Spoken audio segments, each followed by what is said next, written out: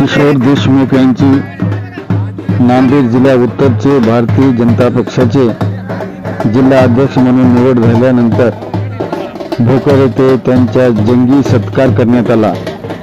यावेळी भारतीय जनता पक्षाचे नेते प्रशांत भाऊ पोपसेटवारसह मोठ्या प्रमाणात कार्यकर्ते उपस्थित होते।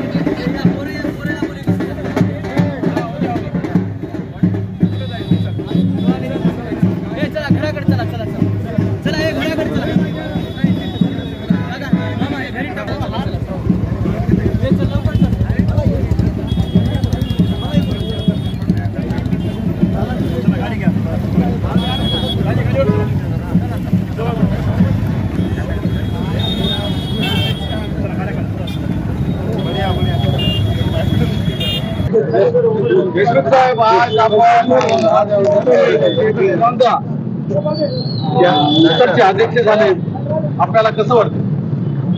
अध्यक्ष निवड झाल्याबद्दल आनंदही वाटतो आणि जबाबदारीची भान आहे। या राज्याचे मुख्यमंत्री देवेंद्रजी फडणवीस साहेब, आदरणीय अध्यक्ष चंद्रशेखरजी बावनकुळे साहेब, आदरणीय अध्यक्ष रवींद्रजी चव्हाण साहेब, या जिल्ह्याचे नेते मराठवाड्याचे नेते अशोकरावजी चव्हाण साहेब, आमदार केराम साहेब, श्री जयाताई चव्हाण, पक्षाचे आमचे मराठवाड्याचे संघटन मंत्री जे अहोरात्र आम्हाला मदत करतात, आम्हाला दिशा देतात, आदरणीय संजयजी खोडगे साहेब, राज्यसभेचे आमचे खासदार आदरणीय उमाकांतजी गोपचडे साहेब आणि अजित गोपचडे साहेब आणि जिल्ह्यातल्या सर्वच आमदारांनी मदत केल्यामुळे आणि कार्यकर्त्यांनी शिफारस केल्यामुळे जिम्मेदारी मिळालेली आहे।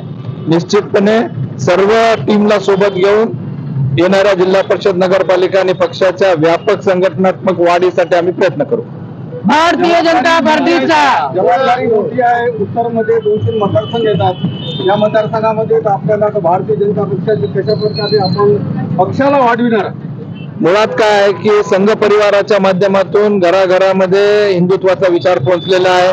भारतीय जनता पार्टीचे संघटन नांदेड उत्तर मध्ये खूप मजबूत असल्यामुळे आणि केंद्र सरकार राज्य सरकारचं काम अतिशय चांगलं असल्यामुळे आणि संघटना बांधणी चांगली असल्यामुळे घराघरात काम पोहोचवण्याचं काम तेवढं काय अवघड जाणार नाही।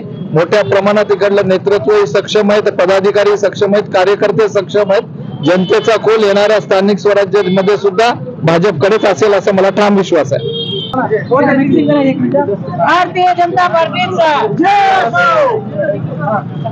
भारतीय जनता पार्टीचा भारतीय जनता पार्टीचा हम तुम्हारे साथ हैं।